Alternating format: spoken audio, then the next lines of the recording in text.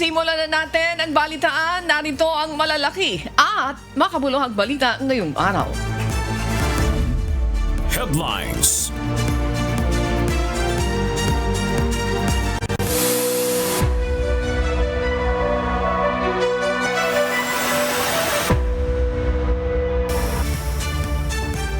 Hindi na matutuloy ang nakatakdang pagpapatupad ng dagdag pasahe sa mga pampublikong sasakyan na sisimulan sana ngayong araw.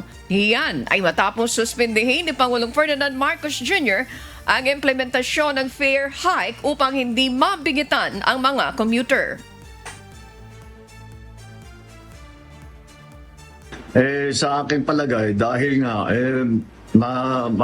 may problema pa rin tayo dahil sa gera sa Middle East, ay sabi ko siguro hindi ito ang panahon para magtaas ng pamasahe para sa ating mga kababayan. Kaya tinutos ko sa DOTR na suspindihin muna ang fare hike at i-defer muna natin yan.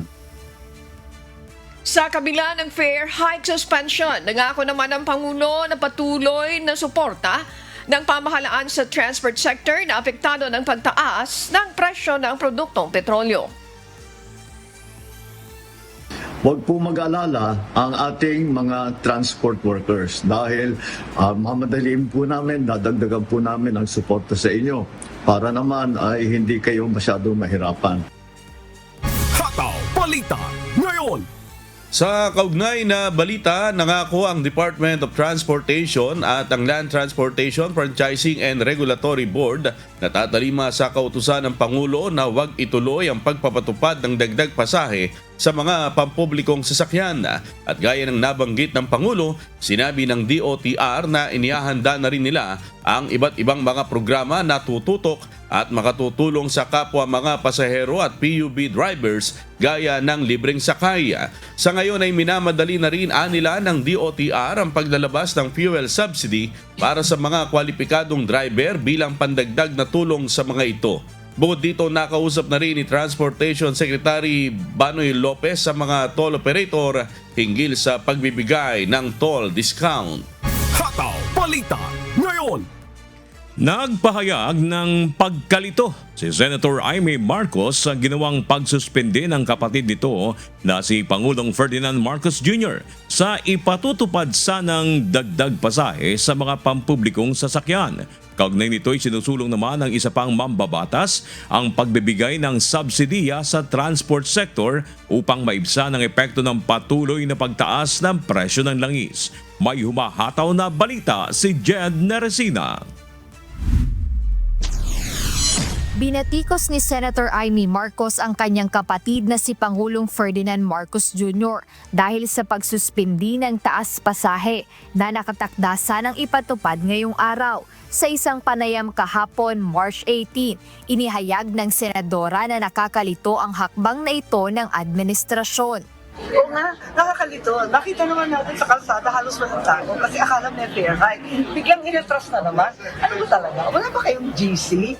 Isang araw bago ang pahayag na ito, inaprubahan ng Senado sa ikatlo at huling pagbasa ang panukalang batas na nagbibigay kapangyarihan sa Pangulo na suspindihin o bawasan ang excise tax sa langis na layong maibsan ang epekto ng malakihang dagdag sa presyo ng mga produktong petrolyo na dulot ng digmaan sa Middle East. Noong Martes, March 17, inianunsyo ng Land Transportation Franchising and Regulatory Board ang ipatutupad na dagdag pasahe sa mga jeep, bus at iba pang uri ng public transportation. Ngunit sa isang video message na inilabas ni PBBM kahapon, ipinag-utos nito sa Department of Transportation na suspindihin ang implementasyon ng fare hike. Nakakalito. Ginulo ninyo kami hanggang gabi-kagabi na tapusin na yung excise tax authorization sa presidente. Pagkatapos sasabihin naman ng ating finance secretary na hindi pa kailangan yung excise tax na yan. GC please, hilong-hilo na kami. Samantala bilang tugon sa desisyon ng palasyo, binigyang diin naman ni Senate President Vicente Tito Sotto III na mas mainam na magbigay ng subsidiya sa transport sector upang matulungan ang mga driver at operator na makabawi sa kanilang lugi. Jed Neresina, humahataw sa Balita Ngayon. Tuloy na ngayong araw ang tigil pasada ng grupong pagkakaisa ng mga samahan ng tsuper at operator nationwide o piston bilang panawagan laban sa patuloy na pagtaas ng presyo ng petrolyo at mataas na buwis dito. Ayon kay Modi Floranda, National President ng Piston, layunin ng kilos protesta na ipanawagan ang pagbuwag sa oil deregulation law na nagtanggal sa kontrol ng gobyerno sa presyo at pag-aangkat ng petrolyo.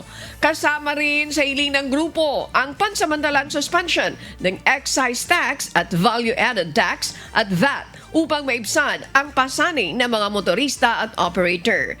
Nagpaabot ang piston ng pangunawa sa mga commuter na maapektuhan at tiniyak na ito ay magiging panimula pa lamang ng mas malawak na pagkilos sa mga susunod na araw.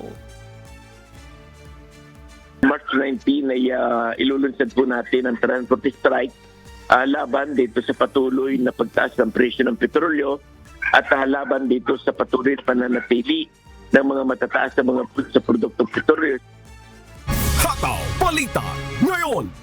Magde-deploy ang pambansang pulisya ng 85% mula sa kabuuang puwersa ng mahigit 200,000 mga pulis. Ito'y upang masigurong magiging payapa ang gaganaping tigil pasada sa buong bansa ngayong araw. May humahataw na balita si Lea Ilagan. Plansyado na ipatutupad na seguridad ng Philippine National Police o PNP sa isasagawang nationwide transport strike ngayong araw. Sa katunayan, nasa 85% ng buong pwersa ng pambansang pulisya ang idideploy para sa ipatutupad na seguridad sa gitna ng isasagawang tigil pasada. At least 85% po ng total strength po ng bawat unit ng mga locality. But then again, sinasabi nga ako, on the side na lang po, ma'am, yung deployment natin. Sapagkat ang sinasabi natin, bukod sa deployment, ang gusto natin is tulungan natin totoo yung ating mga kababayan na hindi mahirapan sumakay. Maglalagay din ani ang PNP ng mga libreng sakay upang serbisyohan ang mga commuters na walang masasakyan. Hindi lang to about police visibility, ma'am, kundi yung tunay na pagtulong ng Philippine National Police sa mga kababayan natin na mapapassible na ma-stranded sa pamamagitan ng pag-deploy ng mobility assets po ng PNP para po sa tinatawag natin na libreng sakay para mahatid natin yung mga kababayan natin magmula sa kanilang tahanan papunta po sa kanilang hanap buhay po. Nakiusap naman ang pamunuan ng PNP sa mga organizer na bantayan ang kanilang mga miyembro at huwag mangharas ng mga driver na nais na mamasada. Ito'y upang maiwasan ang tensyon sa pagitan ng mga papasada, mga magpuprotesta, commuters at pulisya. Kasabay nito, tiniyak naman ng PNP na magpapatupad sila ng maximum tolerance para sa mga magsasagawa ng kilos protesta. Lea Ilagan, humahataw sa balita ngayon. Tiniyak ng Land Transportation Franchising and Regulatory Board o LTFRB na handa ang pamahalaan sa posibleng epekto ng nationwide transport strike ng grupong Piston ngayong araw. Ayon kay LTFRB Chairman Vigor Mendoza II, may sapat na sasakyan silang inihanda para alalayan ang mga commuter na mai-stranded dahil sa tigil pasada. Dagdag nito, binabantayan din nila ang bilang ng mga backup vehicle hindi lamang sa Metro Manila kundi pati sa iba pang pangunahing lungsod. Nanawagan naman ng LTFRB sa mga transport group na unawain ang mga hakbang ng pamahalaan upang maayos ang daloy ng transportasyon para sa publiko. We're working with DOTR and other government agencies like MMDA. Meron na pa tayong mga backup vehicles in the event na pagkaroon ng stranded passengers along the road. We are coordinating with everyone. Hataw Balita Ngayon. Nakatutok ang Armed Forces of the Philippines sa posibleng epekto ng transport strike ngayong araw. Ayon kay AFP spokesperson Colonel Francel Margaret Padilla, bagamat hindi sila ang pangunahing ahensyang humahawak sa sitwasyon, Nakaantabay ang kanilang puwersa para umalalay sa mga maapektuhang pasahero. Anya, may koordinasyon na ang AFP sa mga lead agencies upang agad makapagbigay ng tulong kung kakailanganin. Dagdag pa ng opisyal, maaring i-deploy ang kanilang mobility assets upang magbigay ng libreng sakay sa mga stranded na commuter. Sa mga ganitong sitwasyon naman, yung ating NCR Command is in close coordination with these lead agencies. So as the need arises na kailangan natin mag-augment and assist, andyan dyan po yung ating mga units that are on standby for these purposes. Hataw Balita ngayon. Samantala, magpapatupad muna ng online classes ang ilang mga universidad at colleges ngayong araw ng Huwebes, March 19, bunsod ng isasagawang nationwide tigil pasada ng ilang transport groups. Ilang mga eskwelahan nang wala munang face-to-face classes at sa halip ay magsiship muna sa online class ngayong araw. Kabilang sa mga nagdeklara nito ang University of the East, Manila at Caloocan Campus, gayon din ang Adamson University, Apex Schools, ilang sektor ng Ateneo de Manila, Centro Escolar University, Colegio de San Juan de Letran, De La Salle University, Far Eastern University, FEU Institute of Technology, I Academy Makati, Manila Taytana College, Mapua Malayan Colleges, Laguna, Polytechnic University of the Philippines, Rizal Technological University of the Philippines, Trinity of Asia at iba pang mga colleges and universities. Hataw Balita ngayon. Sa kaugnay na balita, pansamantala munang magpapatupad ng work from home setup ang Quezon City Government sa kanilang mga empleyado ngayong araw ng Huwebes, March 19. Ito'y may kaugnayan pa rin sa idaraos na nationwide tigil pasada ng ilang transport groups. Nag-abiso naman ang LGU na walang walk-in operations ng QCID sa Quezon City Hall at hinihikayat ang mga mag-a-avail nito na iproseso ang kanilang aplikasyon sa pamamagitan ng QCE services. Muling magre-resume ang kanilang regular na operasyon sa Lunes, March 23. Hataw Balita ngayon. Sa magpapatuloy ng Hataw Balita ngayon, nagbabala ang Department of Agriculture na posibleng tumaas ang presyo ng ilang produktong pang-agrikultura dahil sa patuloy na pag-akyat ng presyo ng petrolyo. Ayon kay Secretary Francisco Chio Laurel Jr., pinag-aaralan nila ang pagpapatupad ng price control upang hindi masyadong maramdaman ng mga mamimili ang pagtaas ng halaga ng bigas, gulay at fertilizers. Isa sa mga nakalatag na hakbang ay ang pagtatakda ng 50 per kilo na price cap para sa imported rice bilang pansamantalang proteksyon sa consumer. Sinabi rin ng kalihim na nananatiling bukas ang lahat ng option at patuloy nilang minamonitor ang sitwasyon upang maagapan ang epekto ng pagtaas ng presyo sa mga mamamayan. Everything is on the table now, technically. Dahil nga sa sitwasyon ngayon, we don't know where it's going. Kung masyado mataas at mahirapan ng consumer, we might need to do price something with the prices. Parang baka temporarily wala munang kita lahat at cost lang muna lahat para makatulong sa overall situation ng taong bayan. Hataw Balita ngayon.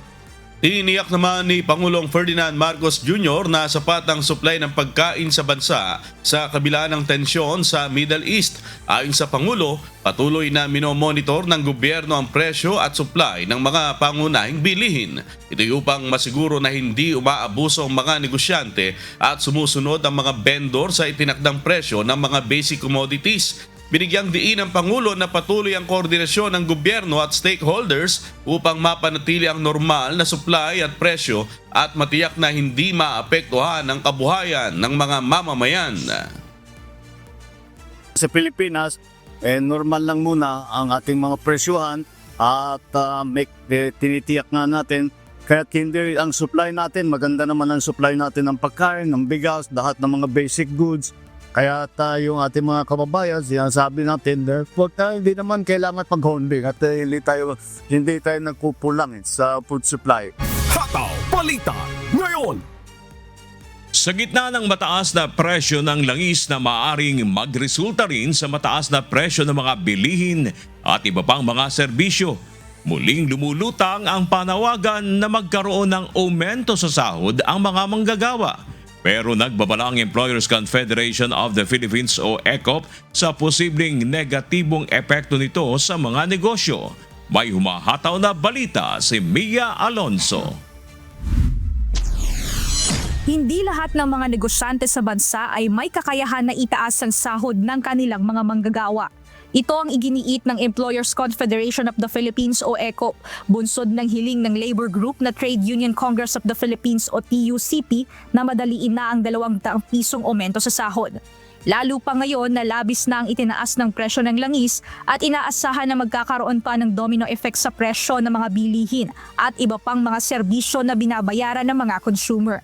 Sinabi natin for the longest time yung kanilang minimum na sahod ay mas mababa pa dun sa poverty threshold. Pero lalo ngayon, yung purchasing power ng kanilang sweldo lalong lumagapak dito sa gitna ng krisis sa Middle East. Pero paliwanag ng presidente ng Employers Confederation of the Philippines o ECOP, dapat na pag-aralan munang mabuti ng wage board ang anumang hiling na aumento sa sahod na nakabatay sa datos. Unang-una, ang dapat maintindihan, 90% ng mga korporasyon, ng mga enterprises micro. 90% 8% yung small, 1% yung medium, less than 1% yung large. Marami rin magsasara dahil dyan sa nangyayari presyo. Tataasan mo pa yung sweldo dyan, yung magsasara na lang yung mga yan. 90% yan. Ayon pa sa ECO, may ilan din na mga micro o maliliit na negosyante ang kung tutuusin ay naghahanap rin sana ng ayuda mula sa pamahalaan. Kaya naman mahirap aniya para sa mga ito kung sakaling magpatupad pa ng dagdag sahod sa mga manggagawa. Samantala sa panig naman ng mga medium at large enterprises, sinabi ng ECOP na walang magiging question sa mga ito sakaling magkaroon ng aumento sa sahod dahil may kakayahan sila na gawin ito. Pero ang problema, wala pa sa 2% ang populasyon ng mas malalaking negosyante dito sa Pilipinas. Una-una, yung 90%, sigurado ka hindi kaya yan. Kahit naka-Christmas, 13 month lang, hirap yan eh. 90% yan. 65% ng workers nandyan. Paano gagawin mo sa mga yan? Pagsasarahin mo. O i-exempt mo. Kung i-exempt mo, na-exempted na lahat.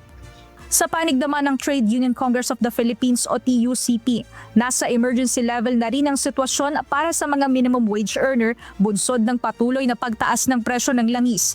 Kaya naman nananawagan ng grupo na bigyang pansin rin ng pamahalaan ang mga manggagawa lalo na ang mga sumasahod ng mas mababa pa sa poverty threshold dahil mas ramdam na mga ito ang hirap na dulot ng tumataas na mga gastusin.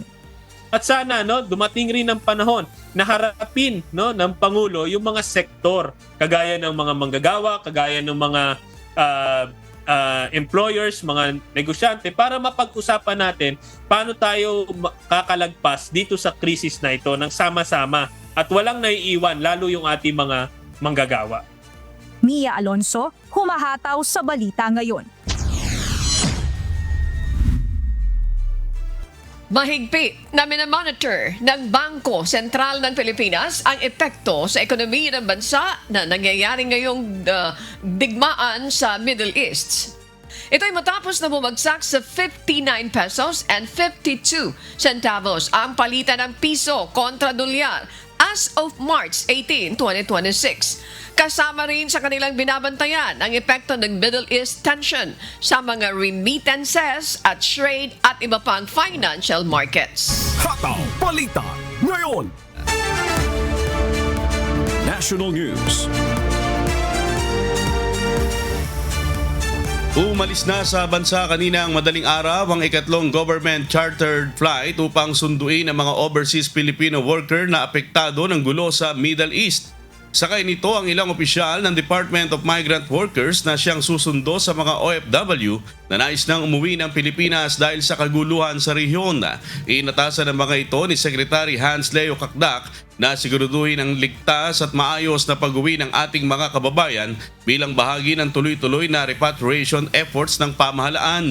Simula pa noong March 5, 2026 hanggang sa ngayon ay mayroon ng nasa 1,700 mga OFW kasamang ilan sa kanilang dependents ang naiuwi na sa bansa sa ilalim ng Whole of Government Repatriation Efforts. Hataw Balita ngayon. 10 mga kababayan natin mula sa Israel ang binigyan ng Department of Migrant Workers ng pansamantalang matutuluyan sa shelter sa Tel Aviv. Kabilang mga ito sa mga Pilipinong apektado ng kaguluhan doon. Muling nagpaalala ang embahada na huwag mag-atubiling makipag-ugnayan sa kanila ang ating mga kababayan sa Israel na nangangailangan ng tulong. Samantala, nagbahagi rin ang Philippine Embassy ng kwento ng isang Pilipina doon na nailigtas ang kanyang inaalagaang lola nang magdesisyon silang matulog sa loob ng mamad o shelter upang maiwasan ang pagmamadali sa oras ng emergency alert. Dahil dito nakaligtas sila noong gabing tumama ang isang missile sa labas mismo ng kwarto ng kanyang inaalagaan. Kita sa video ang tindi ng pinsala na inabot ng kanilang mga pader at bintana.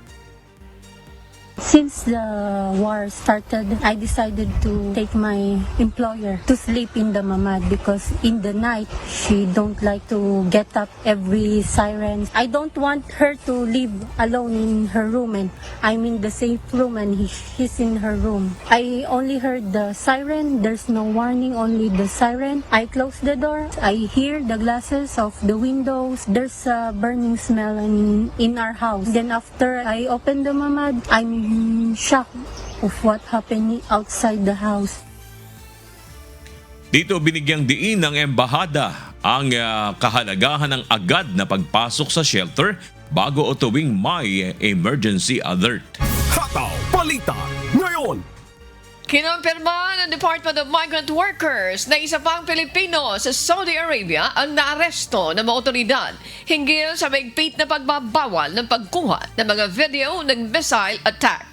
Muli nagpapaalala ang DMW sa ating mga kababayan na may kaakibat na security reasons ang pag-a-upload ng mga missile attack kaya't mahigpit nila itong ipinagbabawal. Isa po yung importanteng kaganapan yung nangyari nga na pagkulong sa UAE ng tatlo nating kababayan at hindi lamang po sa UAE yun, pati sa Riyadh, sa Saudi, meron po yan. No? Ito po ang importante and we are currently advising our OFWs. Bawal po mag-upload, bawal mag-share sa social media na mga kaganapan tungkol doon sa mga missile attack. No, bawal po 'yan. Why? There are security reasons. There are reasons that involves privacy, no? Halimbawa na lang, binidyo mo tapos pinakita mo, no? In-upload mo na tinamaan yung isang building. Hindi pala 'yun yung tatamaan nila, kundi yung kabila. O dinalaman nung isa na, miss pala 'yun. So ulitin natin. Itama natin yung target. So ganun po ka-importante 'yun. Tiniyak naman ng pamahalaan ng Pilipinas ang pagpapaabot ng tulong lalo na ng mga legal assistance para sa mga kababayan nating naaresto sa gitnang silangan. Global News. Libo-libong Iranian ang nagtipon sa Engelab Square sa Tehran para sa funeral procession ng mga labi ng nasawing leader ng bansa na sina Ali Larijani at Gholam Reza Soleimani na napatay sa pag-atake ng Israel. Nangako naman ng Iran ng pagganti na inaasahang magpapalala pa ng tensyon sa rehiyon. May hataw na balita si James Hilario. Nagbabala ang Iran ng matinding paghihiganti kasunod ng pagkasawi ng kanilang National Security Chief na si Ali Larijani sa isang airstrike ng Israel. Agad na nagpakawala ng mga missile at drone ng Iran patungo sa Israel at mga targets sa Gulf na ikinamatay ng ilang sibilyan at nagdulot ng pinsala sa iba't ibang lugar. Sa kabila ng pagkawala ng isa sa pinakamahalagang pinuno ng bansa, tiniyak ng Iran na hindi maapektuhan ang kanilang pamahalaan. Ayon sa Foreign Minister ng Iran, nananatiling matatag ang political at military structure ng bansa at hindi nakasalalay sa isang individual ang operasyon nito. Idiniin nito na kahit ang pagkamatay ng kanilang supreme leader noong nakaraang mga linggo ay hindi nakapagpabagsak sa sistema ng pamahalaan. Samantala, libo-libong Iranian naman ang dumagsa sa mga lansangan ng Tehran para magdalamhati sa pagkasawi ng kanilang mga leader. Nagsagawa ng funeral procession ng Iran kung saan makikita ang kabaong ng mga nasawing leader na nababalutan ng bandila ng Iran. Kasabay nito, patuloy ang palitan ng pag-atake sa pagitan ng Iran, Israel at Estados Unidos. Sa kabila ng pagkasawi ng matataas na leader ng Iran, nananatili ang matatag nitong paninindigan na ipagpatuloy ang laban at ipaghihiganti ang pagkamatay ng kanilang mga pinuno. James Hilario, humahataw sa Balita Ngayon. Isa pang mataas na opisyal ng Iran ang napatay sa panibagong airstrike ng Israeli Defense Force laban sa Tehran. Kinumpirma naman ng Iran na nasawi na ang kanilang intelligence minister na si Esmail Khatib. May hataw na balita si Cynthia Guevara. Isang araw lang matapos masawi ang Security Chief Council ng Iran na si Ali Larihani. Isang mataas na opisyal pa ng Iran ang matagumpay na napatay ng Israeli Defense Force sa panibago nitong airstrike sa Iran. Inulat ni Israel Defense Minister Israel Katz na napaslang ng kanilang pwersa si Iranian Intelligence Minister Esmail Khatib. חוסל הלילה גם שר המודיעין האיראני חטיב שהיה ממונה על מערך הרצח והדיכוי הפנימי של המשטר באיראן ועל קידום איומים חיצוניים מול ישראל ומדינות האזור. Ayon sa ulat, bahagi ito ng estratehiya ng Israel na targetin ng matataas na leader ng Iran upang pahinayin ang kanilang pamahalahan at kakayahang militar. Kinumpirma ng Iranian President Nazim Masoud Pezeshkian ang pagkamatay ni Khatib kasabay ng pagdadalamhati sa sunod-sunod na pagkawala ng kanilang mga opisyal.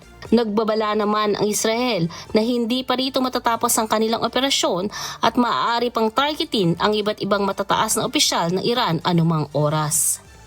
ראש הממשלה בנימין נתניהו ואני הסמכנו את צה"ל לסכל כל בכיר איראני שנסגר עליו מעגל מודיעיני ומבצעי ללא צורך בקבלת אישור נוסף. נמשיך לסכל ולצוד את כולם. Sa kabila ng sunod-sunod na pag-atake at pagganti ng Iran, walang nakikitang senyales ng de-escalation ang magkabilang panig. Patuloy ang palitan ng missiles at airstrikes sa iba't ibang bahagi ng rehiyon habang dumarami ang bilang ng mga nasasawi at apektado ng digmaan. Cynthia Guevara, humahataw sa Balita Ngayon.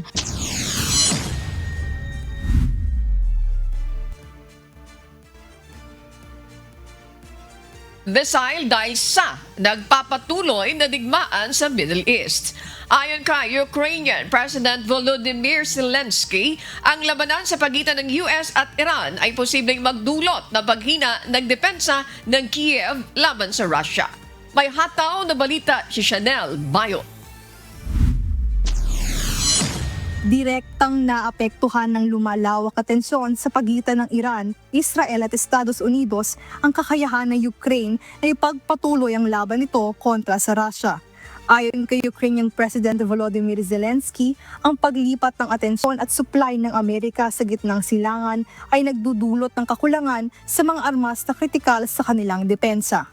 Sinabi rin ni Zelensky na pabor sa Russia ang tumatagal na digmaan sa Middle East dahil humihina ang suporta ng Amerika sa Ukraine, kabilang ang pagtaas ng presyo ng enerhiya at pagkaubos ng inventaryo ng mga sandata ng kanluran. Binigyan diin ng Ukrainian leader na inaasahan nilang magkakaroon ng kakulangan sa Patriot missiles na isang mahalagang bahagi ng kanilang air defense system habang patuloy ang paggamit ng mga ito sa ibang conflict zones. Anya, limitado lamang ang produksyon ng Estados Unidos at hindi ito sapat para matugunan ng sabay-sabay na pangangailangan sa iba't ibang digmaan. Dagdag pa niya, naantala rin ang usapang pangkapayapaan sa pagitan ng Ukraine at Russia dahil sa patuloy na krisis sa Iran.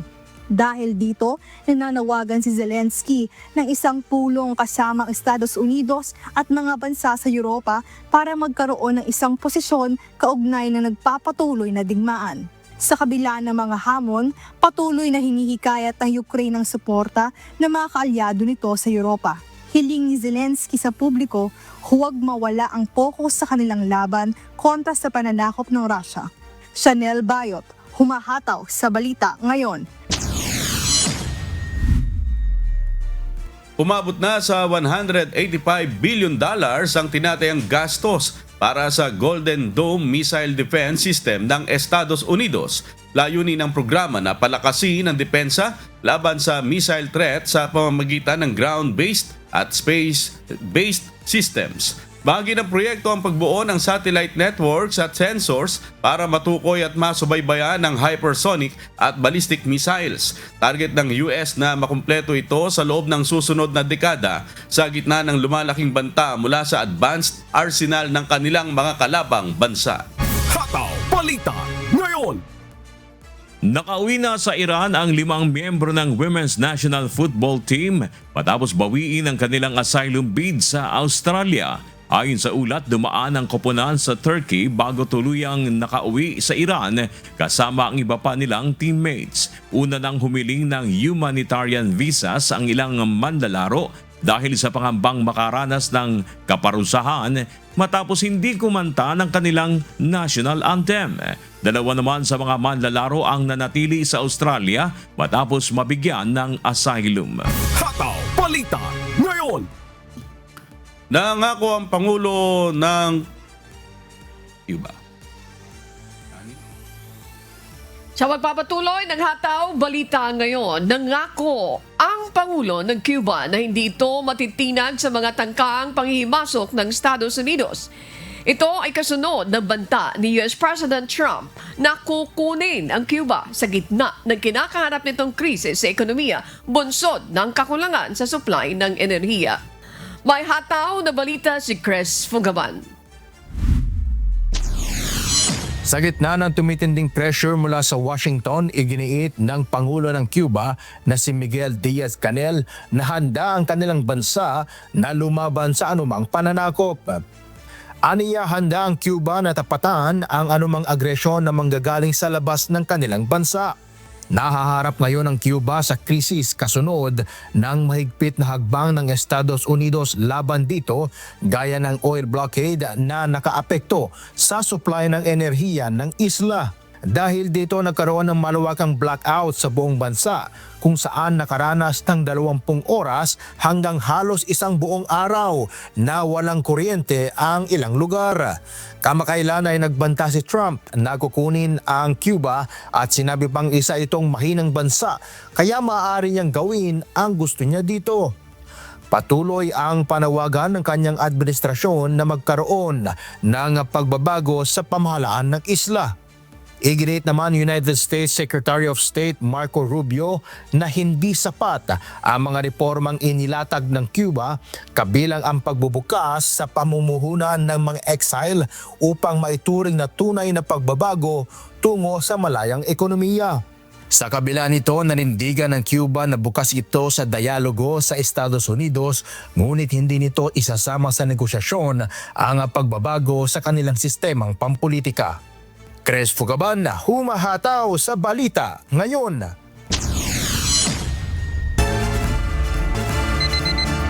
Oras sa buong kapuluan, 5:25 na po ng umaga.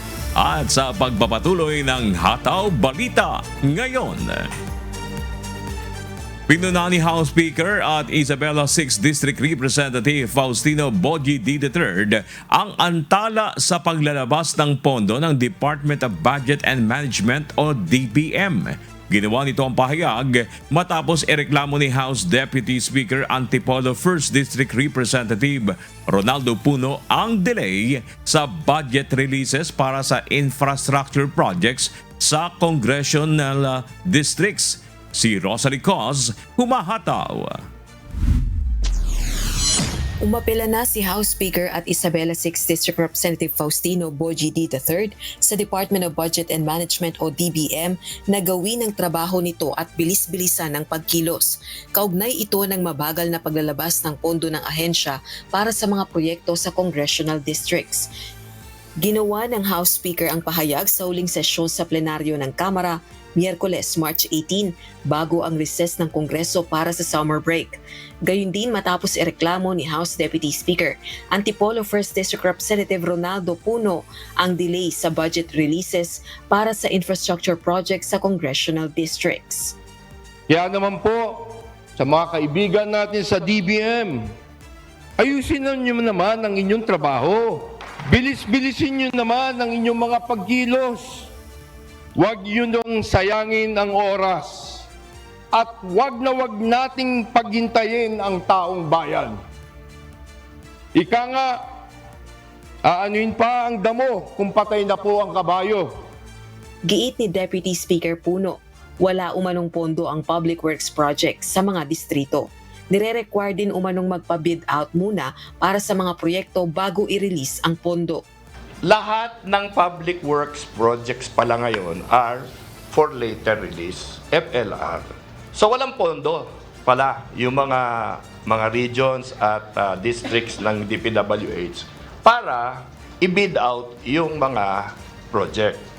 Sabi nila, dapat i-bid daw yung projects at kung may manalo, ipadala sa DBM para magdidesisyon yung DBM kung i-authorize nila yung Secretary of Public Works na mag-issue ng SARO to the corresponding district engineer or regional director for that specific project. Sa isa namang pahayag, binigyang diin ng DBM na hindi nito inaantala ang mga proyekto. Tinitiyak lamang itong sang-ayon sa batas ang paglalabas ng public funds at alinsunod sa budget na inaprubahan ng Kongreso at nilagdaan ng Pangulo. Gate din ng ahensya, hindi ito makapaglalabas ng pondo para sa isang proyekto nang hindi nire-request ng implementing agency. Nagmumula rin ang paglalabas ng budget sa official request ng mga nagpapatupad na ahensya at hindi sa sariling pagpapasya ng DBM. Dagdag pa nito, hindi tamang sabihing hinihingi ng DBM na ibid muna ang mga proyekto bago magpasya kung ilalabas ang pondo. Bagkus ang payo ng DBM sa mga ahensya, magsagawa ng early procurement activities para sa mga programa at proyekto na nasa National Expenditure Program o NEP. Ito ay upang maihanda ng maaga ang mga proseso ng procurement at mapabilis ang pagpapatupad ng mga proyekto. Rosalie Coz, humahataw sa Balita Ngayon.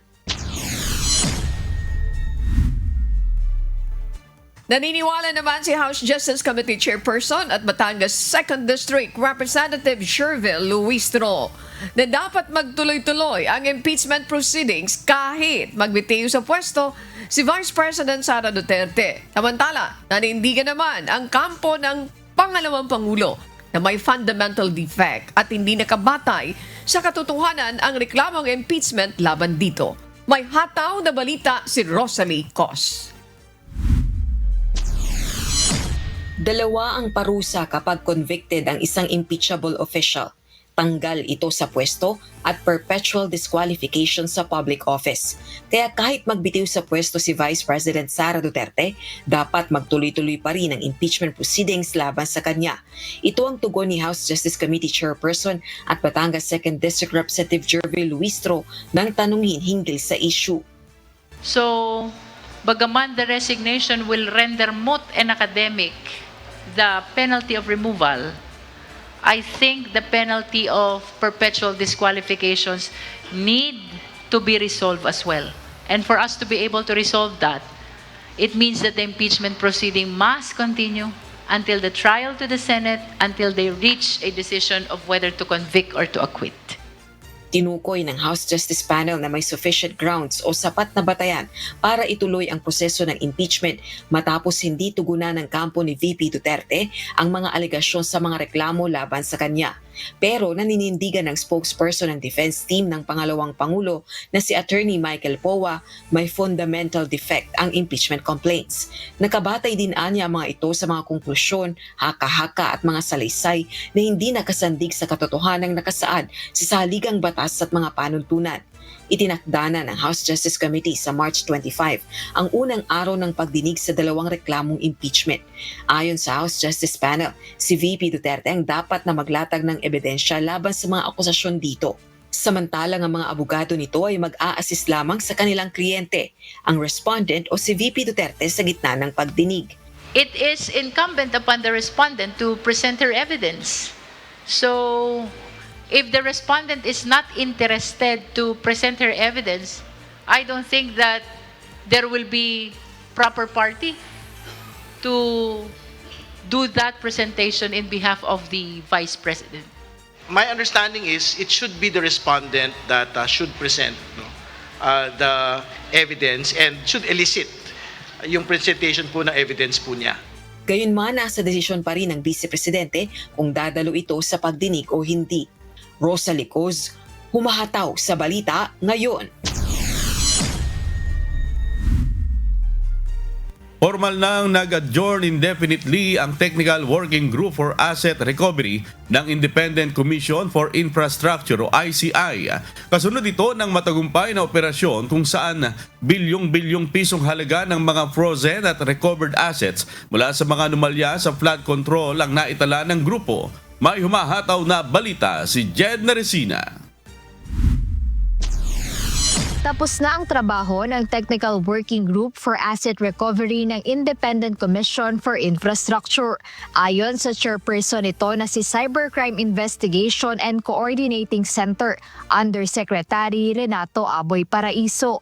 Ayon kay Yusek Paraiso, dahil sa pagtutulungan ng iba't ibang ahensya ng pamahalaan, nakakuha sila ng kabuuang 24.8 billion pesos na assets na may kaugnayan sa flood control projects anomaly.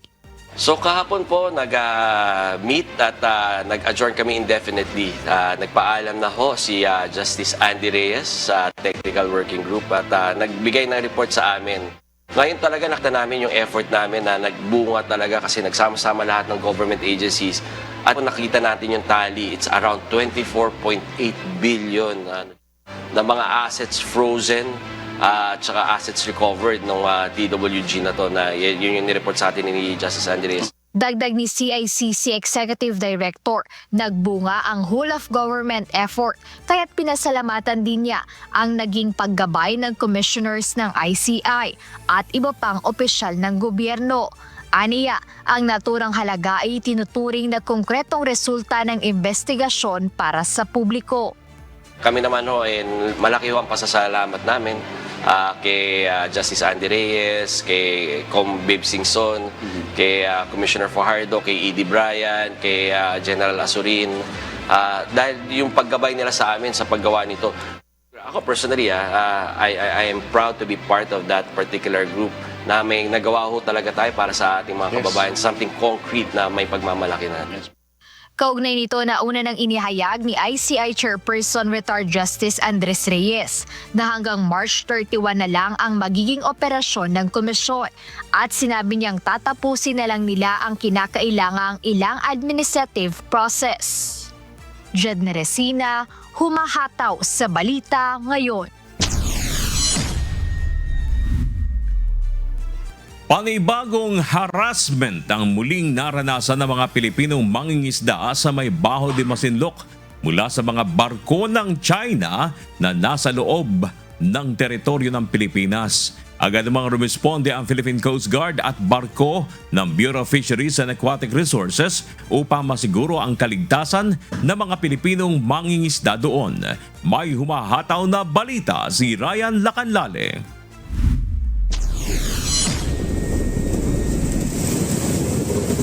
Hinarangan ng barko ng Chinese Coast Guard na ito ang bangka ng mga Pilipinong mangingisda sa may Baho de Masinloc noong Martes, March 17.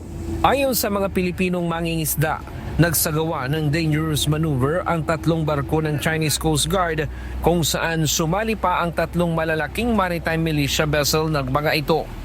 Bukod dito, Paulit-ulit rin na pinapatunog ng mga barko ng China ang kanilang sirena at nagbaba pa ng rigid hulled inflatable boats o RIB para itaboy ang mga Pilipinong mangingisda sa lugar. Agad namang rumisponde ang Philippine Coast Guard at ang Bureau of Fisheries and Aquatic Resources kung saan nagpadala ang mga ito ng barko sa lugar para alalayan ang mga Pilipinong mangingisda. Kaalinsabay nito, inabutan na rin sila ng tulong gaya ng pagkain, yelo at fuel subsidy. Nag-deploy din ng aircraft ang PCG para magsagawa ng maritime patrol kung saan namataan ang presensya ng hindi bababa sa 5 barko ng Chinese Coast Guard, 3 barko ng Chinese Navy at ilang maritime militia vessels sa lugar. Ni-radio challenge ng PCG aircraft at kinwestiyon ang presensya ng mga barko ng China sa loob ng karagatang sakop ng Pilipinas. Pero hindi nagpatalo ang China kung saan sa unang pagkakataon ay sumali sa radio challenge ang aircraft ng People's Liberation Army Air Force sa eroplano ng PCG. Samantala, sa kabila ng nangyaring harassment mula sa mga barko ng China, na-monitor pa rin sa may Baho de Masinloc ang nasa 20 bangkang pangisda ng mga Pilipino. Tiniyak naman ng PCG na mananatili silang nakaantabay upang protektahan ang karapatan at kabuhayan ng mga mangingisdang Pilipino sa West Philippine Sea. Ryan Lacanlale, humahataw sa Balita Ngayon.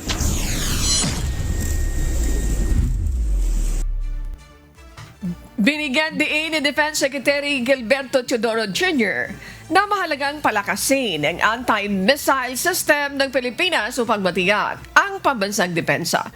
Kasabay nito, minamonitor ng Defense Department ang seguridad ng mga OFW at tripulante sa mga apektadong lugar, pati na rin ang international trade at supply ng petrolyo at produktong agrikultura. Anya, ipinapakita ng tensyon sa gitnang silangan ang kahalagahan ng maayos na supply chain at modernisadong kagamitan ng militar.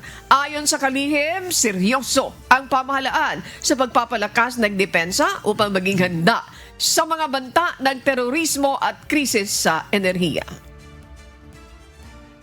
It's all a question of national resilience and national defense. Kaya siniseryoso dapat natin, hindi lip service lamang yung modernization. No? Kaya pinag-aaralan natin mabuti ang supply chain ng ating mga acquisitions. No? Yan ang isa pang leksyon na kailangan yung ating pinagkukunan kaya mag-supply kahit sa gipitan na kondisyon. Hataw Balita Ngayon. Iminungkahi naman ni Defense Secretary Gilberto Teodoro Jr. ang pagtatayo ng Strategic Oil Reserve upang matiyak ang tuloy-tuloy na operasyon ng sandatahang lakas sa gitna ng pandaigdigang krisis sa langis. Ayon sa kalihim, hiwalay ang planong reserba ng militar sa kasalukuyang supply ng langis para sa komersyal na gamit at nakatuon lamang ito sa pambansang seguridad. Bagamat walang direktang epekto sa kasalukuyang pagpapatrolya sa West Philippine Sea, tinitignan nila ang posibilidad ng limitadong operasyon upang makatipid sa langis. We will not say the amounts, but we need not only the amounts but the facilities. That's a national inventory for commercial use. But for military use, of course, the numbers are different. Pero ang pinaka-importante, meron tayong pag-iimbakan. Hataw Balita Ngayon. Inilabas na ng Department of Budget and Management o DBM ang mahigit sa 8 bilyong pisong pondo para sa mga priority projects sa nasa 800 insurgency-free barangay sa buong bansa. Lain ng naturang pondo na mapabilis ang inclusive growth, mapalagas ang local governance at matukoy ang mga pamamaraan para tugunan ang pinakaugat ng problema ng insurhensya sa mga komunidad. Ayon kay Budget Secretary Rolando Toledo, inilaan ng naturang pondo alinsunod sa direktiba ng Pangulo na masigurong walang komunidad sa bansa ang mapag-iiwanan at maabot ng mga development maging ang mga pinaka-malalayo at liblib na mga barangay. Regional News. Aabot naman sa mahigit 1,200 mga alagang aso at pusa sa Cagayan de Oro City ang nabakunahan ng anti-rabies na bahagi ng vaccination drive ng kanilang City Veterinary Office. Nagpasalamat ang City Veterinary Office sa mga pet owner sa Barangay Carmen matapos mabakunahan ang 1,263 na aso at pusa sa isinagawang anti-rabies vaccination drive. Ang nasabing hakbang ay bahagi ng nationwide simultaneous anti-rabies vaccination drive na inisyatibo naman ng Department of Agriculture, Bureau of Animal Industry, kalinsabay ng Rabies Awareness Month na ginugunita ngayong Marso. Hataw Balita ngayon. Tiniyak ng Palawan Electric Cooperative na mananatiling stable ang supply ng kuryente sa isla sa kabila ng labis na pagtaas ng presyo ng langis bunsod ng nagpapatuloy na gera sa Middle East. Ayon kay Paleco General Manager Res Contribida, minimal lamang ang magiging epekto nito sa electricity rates dahil subsidized ang karamihan ng power supply sa probinsya sa ilalim ng Universal Charge for Missionary Electrification. Ipiniliwanag din ito na karamihan sa mga planta ng mga independent power producers na nagsusupply ng kuryente sa Palawan ay gumagamit ng coal at bunker fuel kaya't hindi masyadong malaki ang epekto ng pagtaas ng presyo ng diesel sa power supply doon. Hataw Balita ngayon. Tiniyak ni Albay Governor Noel Rosal na handa ang pamahalaang panlalawigan na magpatupad ng mas malawak na evacuation sakaling itaas pa sa Alert Level 4 ang status ng Bulkang Mayon. Ayon kay Governor Rosal, bagaman patuloy ang pag-aalburuto ng bulkan, hindi pa rin naman anya umaabot sa critical threshold ang mga parameters na ipinapakita nito ayon sa Philippine Institute of Volcanology and Seismology o PBOX. Bagamat may posibilidad ng minor explosive eruptions dahil sa sulfur dioxide emissions, ayon sa opisyal, hindi ito inaasahang magiging malakas o mapaminsala. Hataw Balita ngayon. Magkatuwang na nagsagawa ng voter registration ang Commission on Elections at Bureau of Jail Management and Penology para sa mga persons deprived of liberty o PDL mula sa Bansod District Jail sa Oriental Mindoro. Natulong ng CAMELEC Satellite Office at lokal na pamahalaan ng Bansod. Direktang dinala sa loob ng detention facility ang serbisyo upang maging accessible sa mga kwalipikadong botante. Umabot sa 79 na mga PDL ang matagumpay na nakapagparehistro para makaboto. Batay sa umiiral na batas, pinapayagan na makaboto sa halalan ang mga rehistradong botante na PDLs. Hataw Balita ngayon.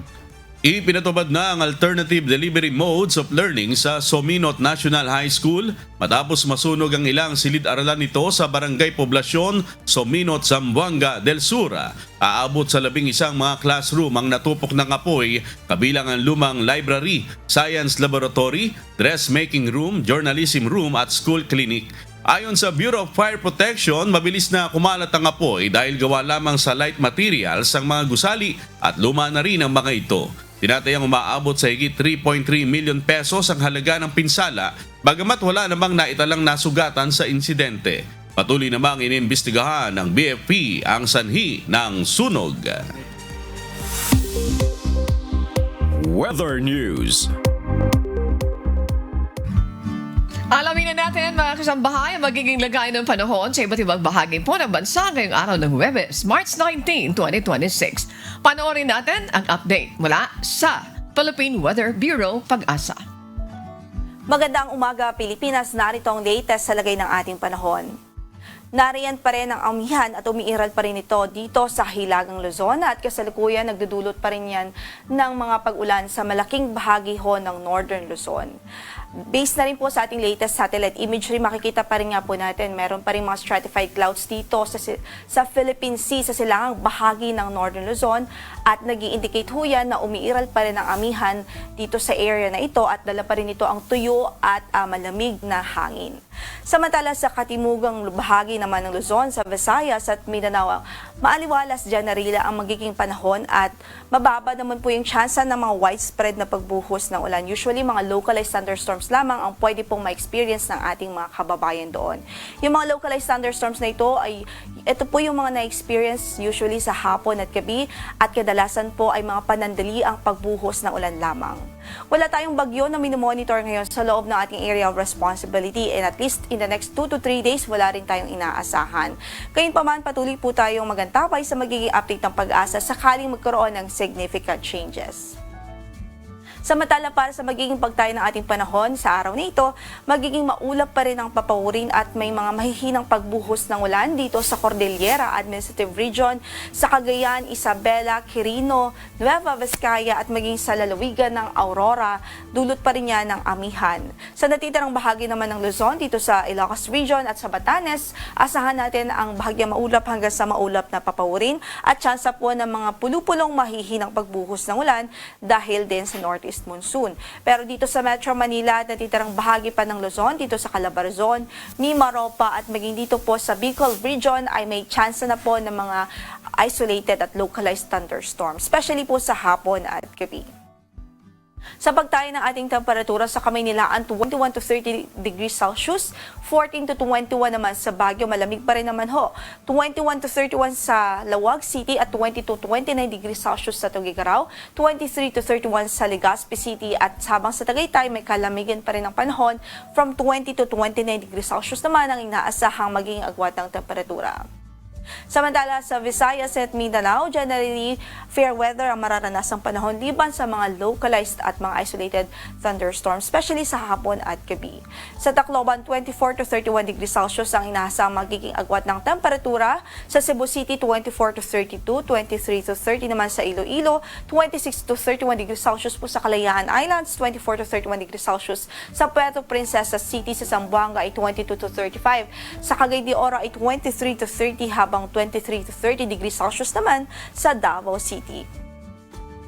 Para naman sa ating computed heat index kahapon, sa Metro Manila ay nag-range po from 32 to 34 degrees Celsius ang naitalang heat index o init factor kahapon, habang sa Cotabato City, Maguindanao ay umabot po sa 41 degrees Celsius. So yung 34 degrees Celsius at 41 degrees Celsius, pareho po yan nakapaloob dito sa extreme caution level, habang yung 32 degrees Celsius ay nasa caution level. So, meron pa rin po tayong babala po dyan ng pag-iingat po, na mag-ingat po ang ating mga kababayan dahil yung ganitong klaseng init ng panahon, pwede pa rin po yung magdulot ng mga heat stress, heat cramps. So, hanggat maaari po, stay hydrated, uminom po ng 6 hanggang sa 8 baso ng tubig sa araw-araw upang maiwasan po ang dehydration, at as much as possible ay umiwas po muna sa direct exposure sa sunlight dahil medyo maalinsang ang panahon ang inaasahan sa malaking bahagi ng ating bansa. Samantala, para sa heat index forecast for today, as of Thursday, sa Metro Manila, ang magiging range pa rin is from 32 to 34 degrees Celsius. Samantalang sa Cotabato City, Maguindanao ay 41 degrees Celsius pa rin. So yung 34 at 41, again, nasa extreme caution level pa rin po sila. So ngayon wala naman tayong gale warning na nakataas na mga bahagi ng ating mga baybaying dagat. Banayan hanggang sa Katamtaman ang magiging pag-alon sa malaking bahagi ng ating karagatan. Although dito sa silang bahagi ng Visayas at Mindanao ay katamtaman hanggang sa maalon ng kondisyon ng karagatan dyan. Kaya't ingat pa rin ang ating aviso, especially po sa mga maliliit na sasakyang pandagat. Ang sunrise natin for today is 6:01 in the morning, maya-maya lamang ho yan. At ang sunset natin is 6:07 in the evening. Yan ang latest mula dito sa Pag-asa. Ito po si Lori de la Cruz Galicia. Magandang araw po. Napanood po natin ang update mula sa Pag-asa Weather Forecasting Center. Tandaan, sa bawat araw na ating nasisilayan, tayo po'y magpasalamat sa Diyos na may lalang. Hataw Balita ngayon. O ayan, ramdam niyo na ba medyo humihina na yung tawag nila doon aircon weather, yung malamig na panahon.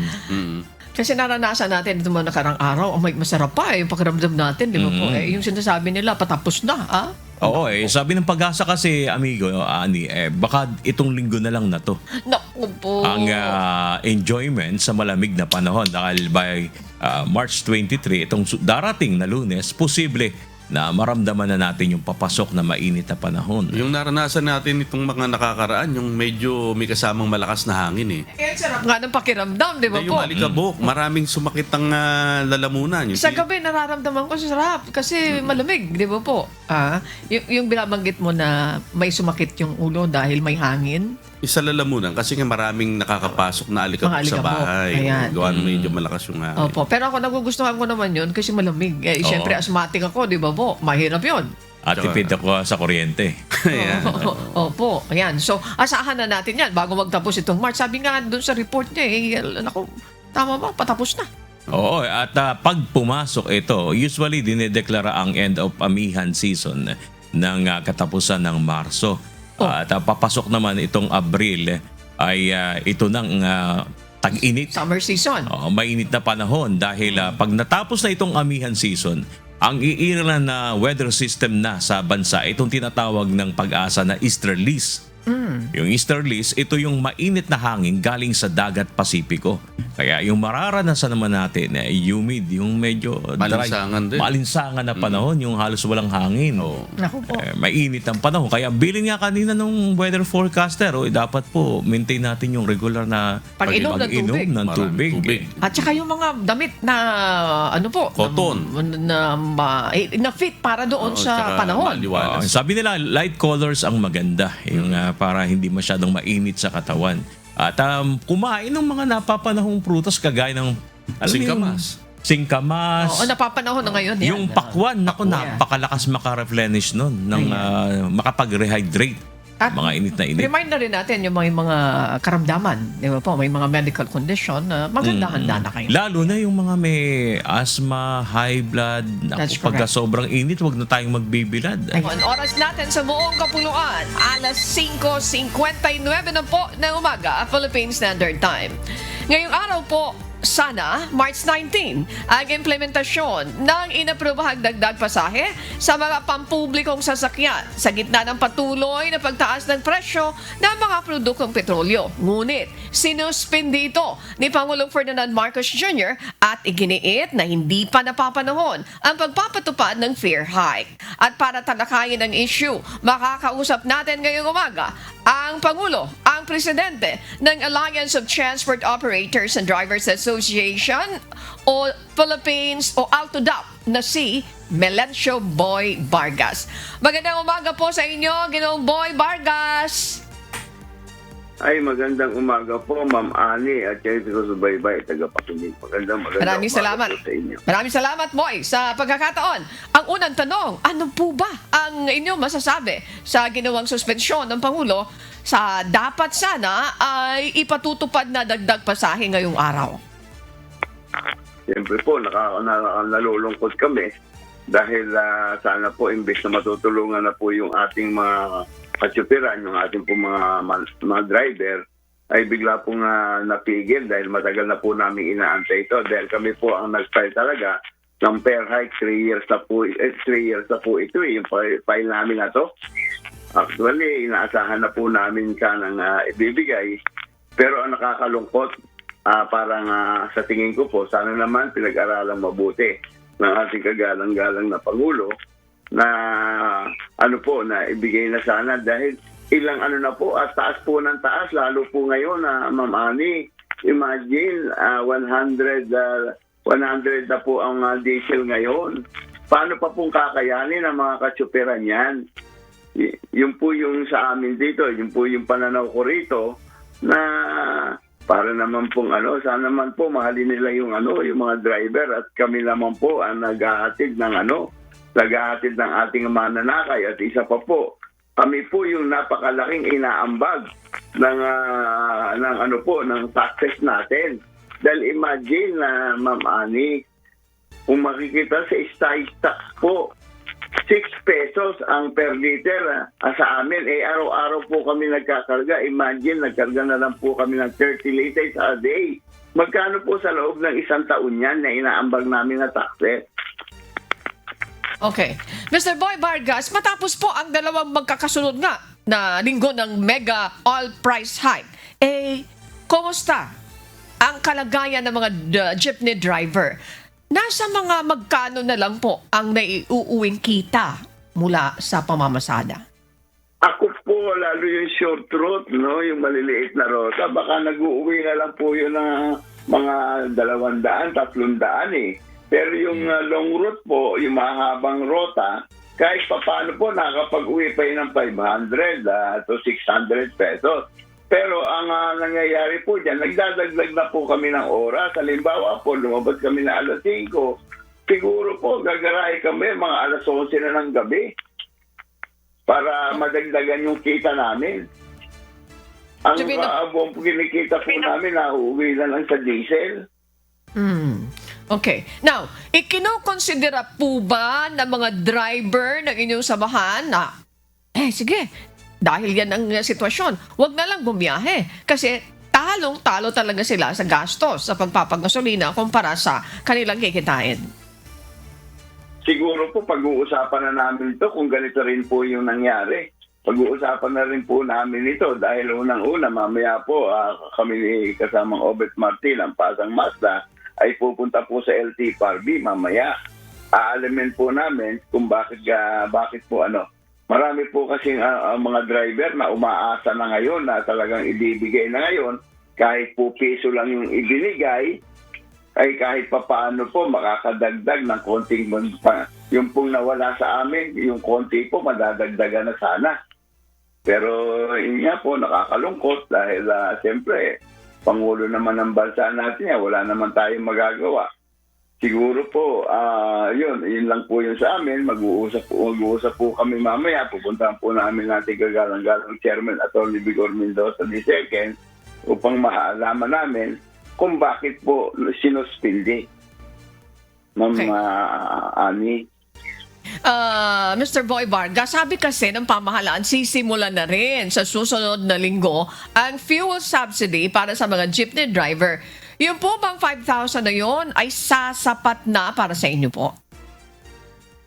Sa tingin ko, yung 5,000 po, hindi po sasapat yun dahil dapat po talaga maplansya natin ngayon yung maplansya po natin yung pamimigay nito.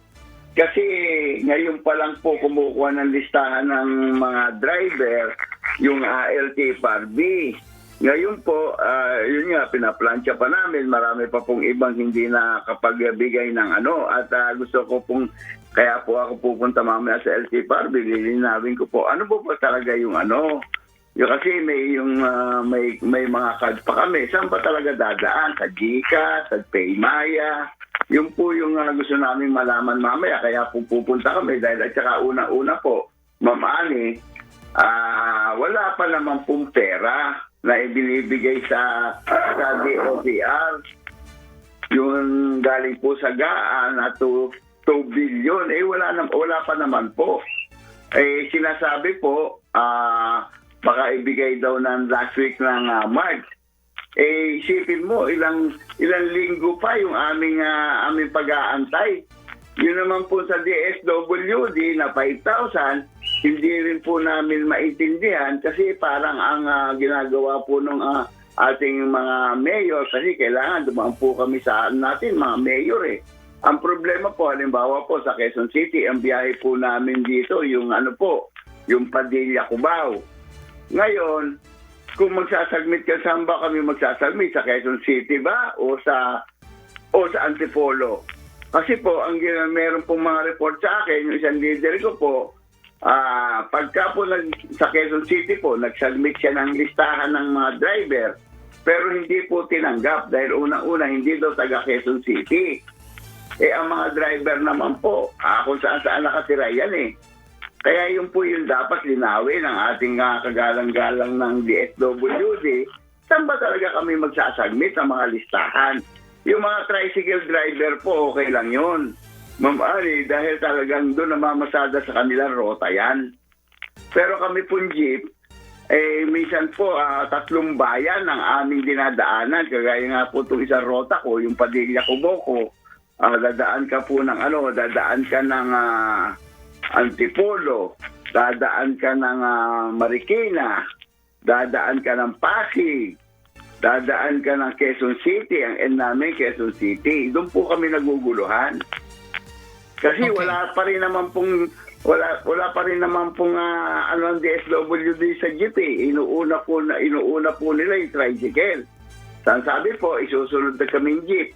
Pero ang uunahin nila Metro Manila. Paano po yung probinsya na mas mataas ang gasolina at diesel sa probinsya? Okay. Bagay na dapat ngang maliwanagan yan. Now, ang gusto ko pa rin itanong sa inyo, ano ang inyong masasabi dito sa pagbibigay ng Pangulo ng emergency powers para suspendihin o bawasan ng fuel excise tax? Ito po ba, sa tingin nyo, ay talagang makakatulong? Okay po yan, yung sinasabing emergency power dahil kung tatanggalin po niya yung excise tax, talaga pong bababa ang diesel. Ang tanong lang po natin, gaano kabilis yung emergency power na pwedeng gawin na sinasabi po parang nagtatalo-talo pa rin yung mga oil companies na kung saan hindi naman po pala agad-agad. Halimbawa po, sinabi ng presidente natin ngayon na ibaba na tanggalin na excise tax, hindi pa rin naman po mapapa-implement itong araw na to.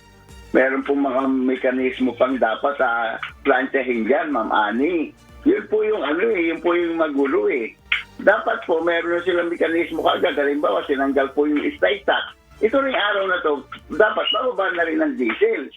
Hindi naman po, meron po silang kinasabing mga stock na nabili nila. Yun po paano po natin mararamdaman kaagad? Hindi pa po na ilalatag yung mekanismong gagawin nila.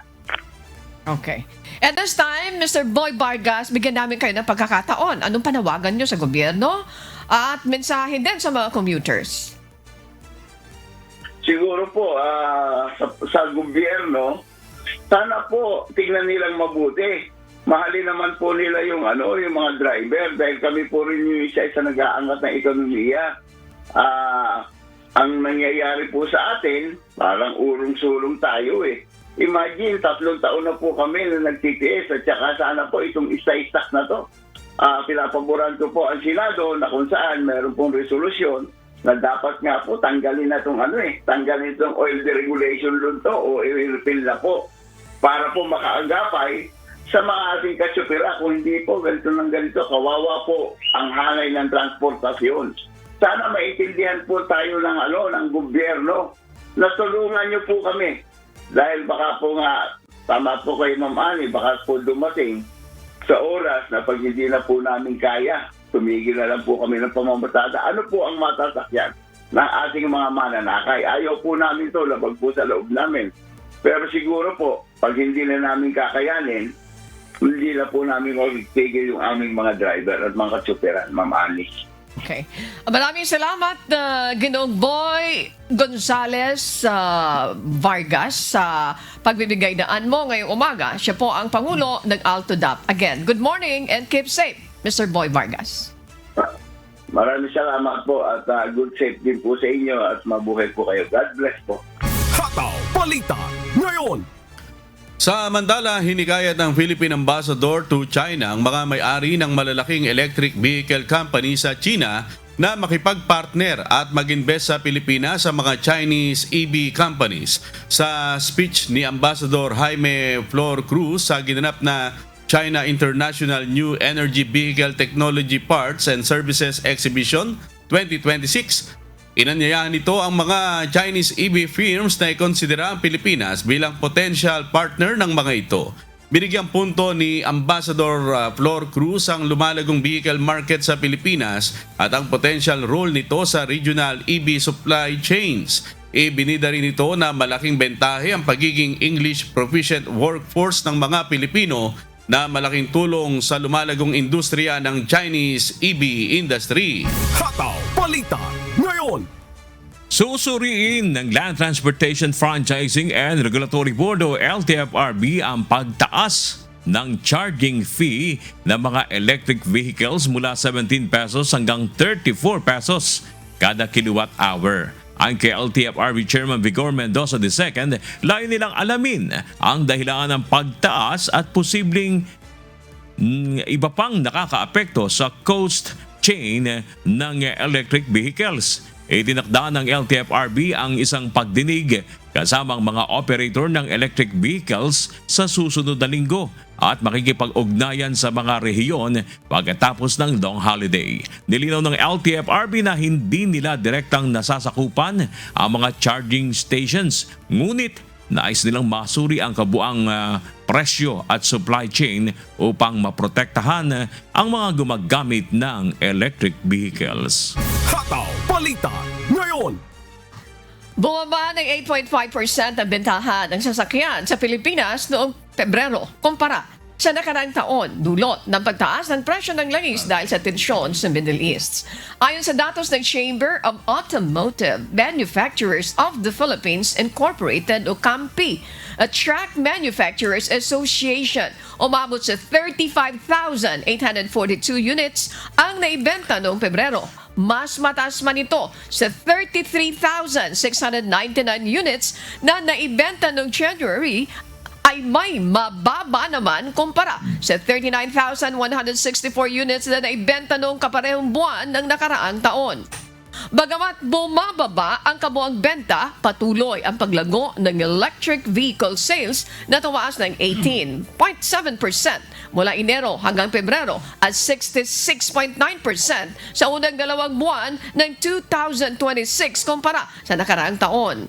Ayon kay CAMPI President Jose Maria Atienza, naapektuhan ng mataas na presyo ng gasolina ang pagpili at paggamit ng sasakyan ng mga consumer, kaya naglalatag na ng mas fuel-efficient at electrified models ang mga automaker. Hataw Balita ngayon. Samantala, alamin na natin ang update sa presyo ng mga pangunahing bilihin. Ihatid sa atin yan ni Joy Rabina na nasa Dagonoy Market sa San Andres, Bukid sa Manila, live. Live report. Good morning, Joy! Ano ba ang update sa mga presyo ng mga pangunahing bilihin dyan? Yes, amigo Sherwin. Ngayon ay nandito tayo sa Dagonoy Public Market. Dito lang yan sa San Andres, Manila. At kitang-kita nyo naman ang mga gulay na malapit sa ng mga Pilipino.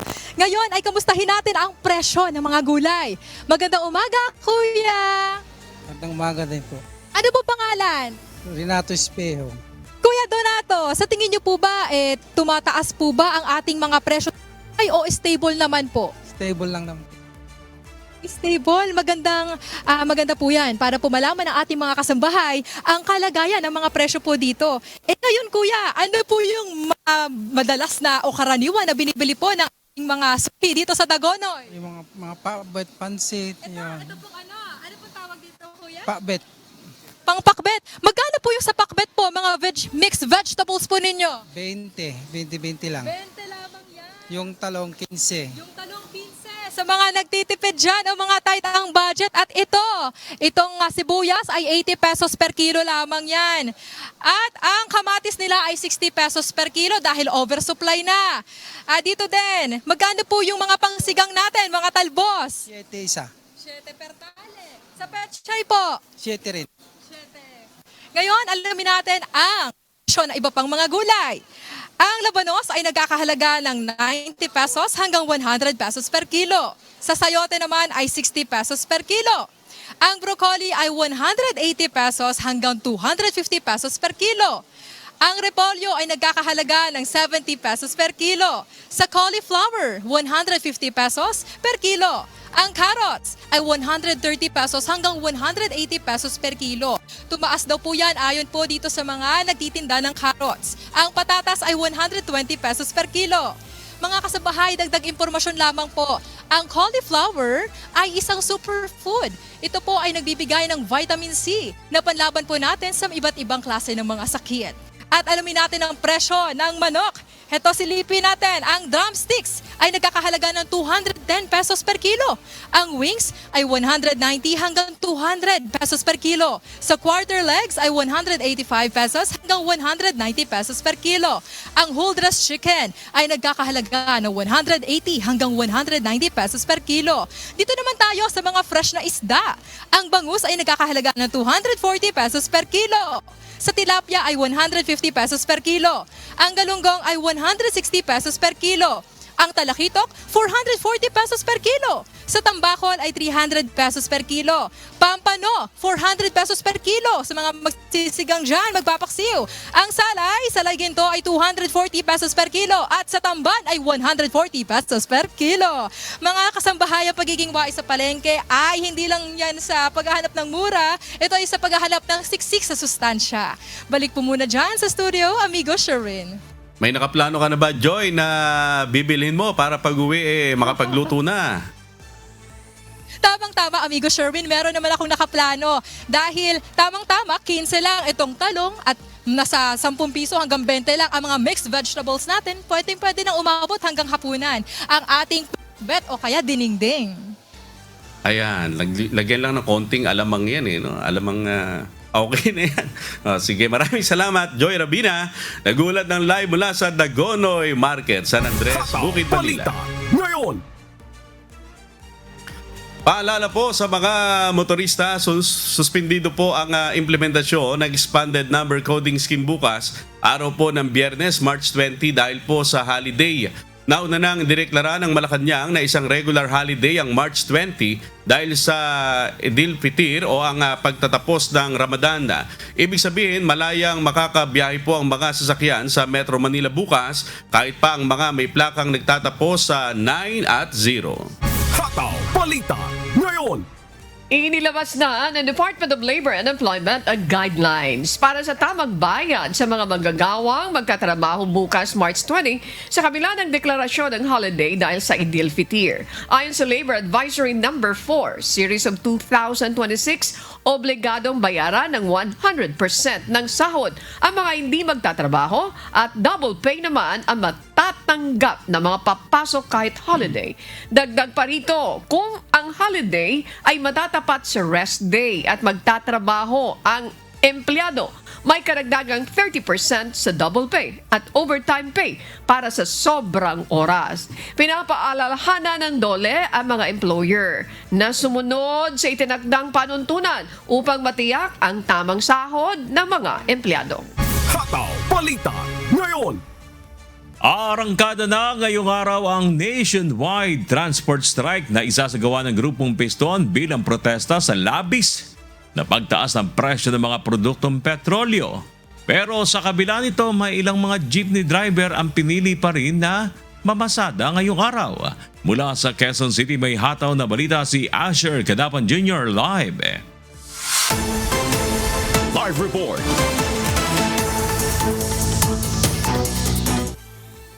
Asher, may mga nakikita na ba kayo na stranded na passengers o pasahero dyan sa lansangan? Sa kabila ng malapit na rin, sa kabila ng papalapit na rin.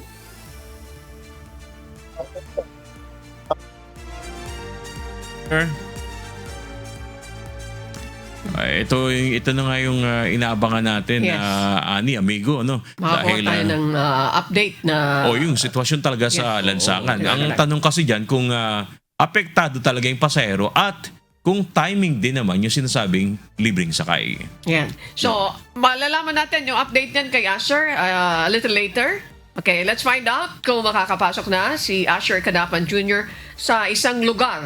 I don't know kung malaman natin yung location ni Asher Cadapan Jr. Okay, nakita na natin. Parang, teka muna, yung sa background niya parang malinis. Walang masyadong sasakyan. Is it because 6:21 pa lang ngayon? Maaga-aga pa. At saka may nakita na tayo doon sa video na ilang pampaserong jeepney na bumibiyahe. Okay. May biyahe pa rin naman. Pero ito kasi particular ang tigil pasada sa grupong Piston. Ibig sabihin, yung grupo nila. Hindi naman lahat ng grupo Okay. ay kasama dito sa sinasabing tigil pasada. Sana nga lang hayaan nilang bumiyahe yung mga jeepney driver na gustong bumiyahe. Kasi nga merong iba pinipigilan nila para mapuwersa na makipagkaisa doon sa kanilang transport strike. Okay. So, malalaman na ng update natin dyan. Siguro si Asher nakahanda na. Andiyan na ba si Asher? Wala pa si Asher. Pero yun yung binabanggit mo, Sherwin, kaya natuto na yung PNP dyan eh. Tuwing may nationwide transport strike, tinatapatan nila ngayon ng dagdag na deployment doon sa field. Particular doon sa mga For sa their mga safety. Yes. Safety ng ating mga drivers. Siguro, doon sa mga balitang yan, nabalitaan din natin yan. Huwag pilitin. Malayo makakapag-desisyon. If you want to join, if I don't want to join, walang pilitan. Ang general sa linya si Asher Cadapan Jr. Asher, na-traffic yung signal mo ngayon ba? May mga apektado na pasahero. Meron na ba dyan sa area mo sa Quezon City, Asher?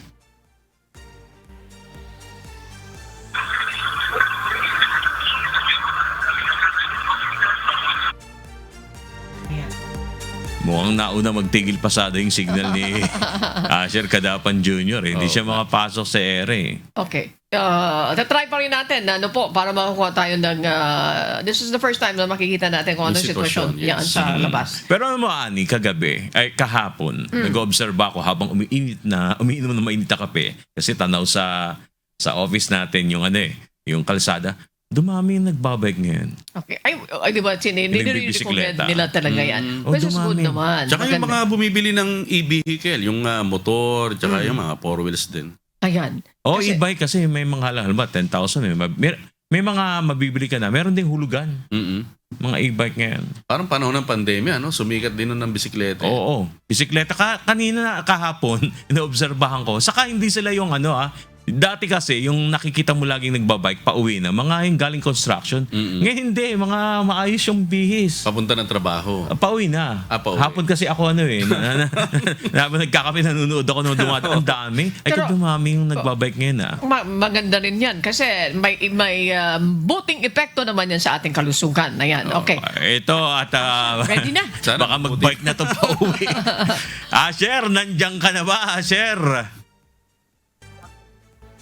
Yes, good morning Bernard. Andito tayo ngayon sa may Welcome Rotunda at nag-ikot din tayo sa ilang lugar sa Quezon City kung saan mayroon tayong nakikita ng mga pasahero na patuloy ang pagdating sa mga sakayan. Ngunit hindi naman nauubusan ng mga masasakyang public utility jeepney o PUJ. Sa kabila yan ng pagsasagawa ng tigil pasada ng grupong pagkakaisa ng mga samahan ng tsuper at operator nationwide o Piston ngayong araw.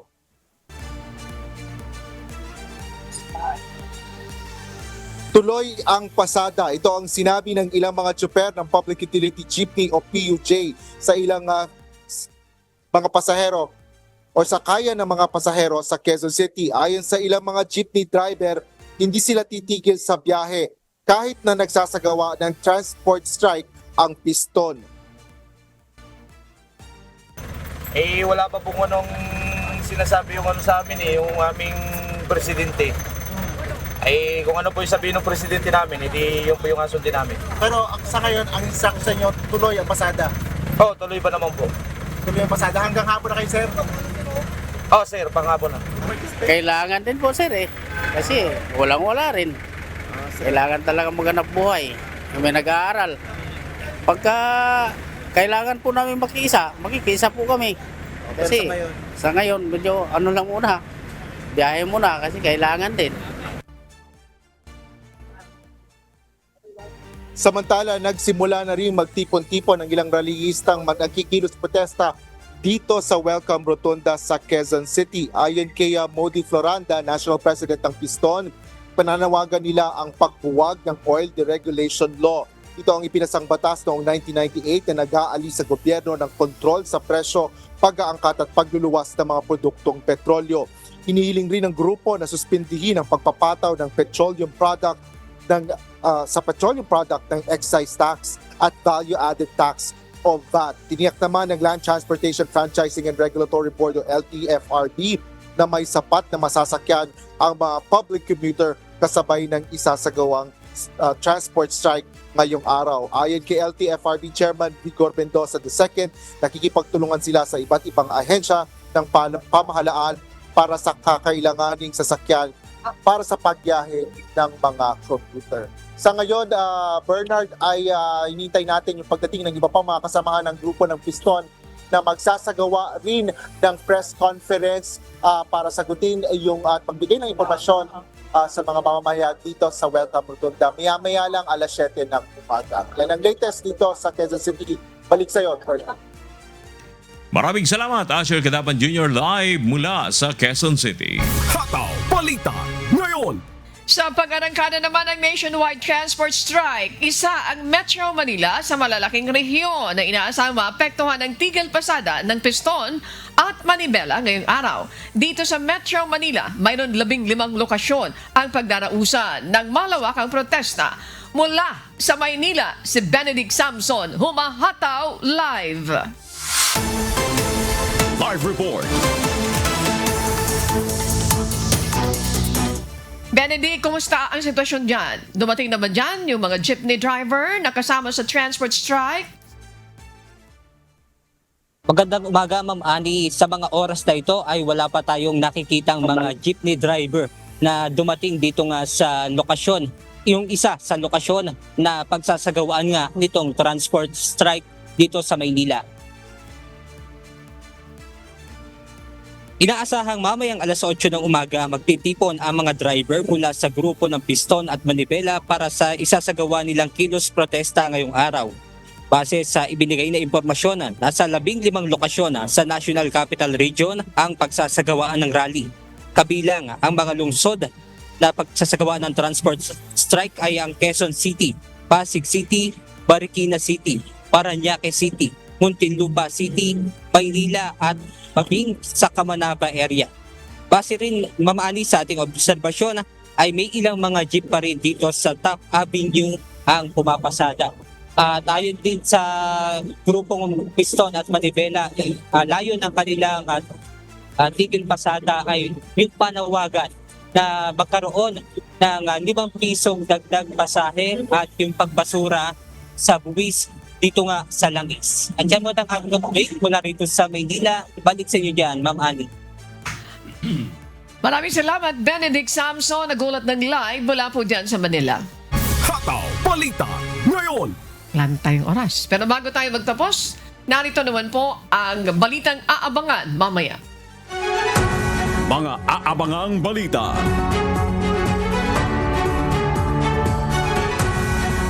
Malawakang tigil pasada ng grupong Piston. Aarangkada na ngayong araw mga libreng sakay ng gobyerno para sa mga posibleng ma-stranded na pasahero na ka-standby.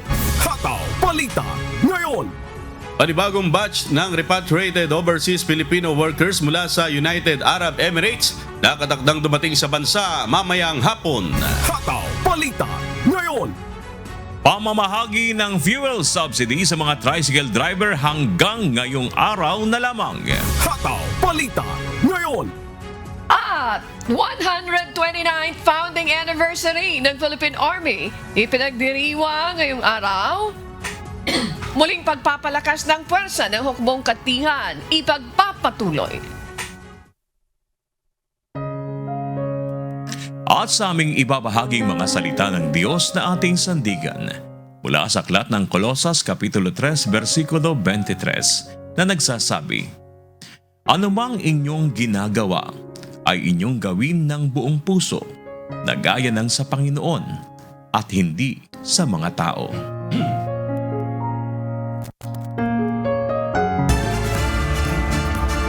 Yan po mga humahataw na balita ngayong umaga ng Huwebes, ika-11 sa buwan ng Marso 2026. Ako po inyong amigo, Sherwin Kulubong. Sa ngalan ng lahat ng bumubuo ng UNTV and UNTV News and Rescue, UNTV, Radyo La Verdad 1350, at ng ating mga correspondent mula sa Pilipinas at sa iba't ibang panig ng mundo. Ako naman po, si Annie Rantoy. At dito sa UNTV at UNTV Radio La Verdad 1350, Diyos ang aming sandigan, serbisyo publiko ang aming pinahalagahan. Susunod na po ang Good Morning Kuya. Salamat po sa Diyos at magandang umaga.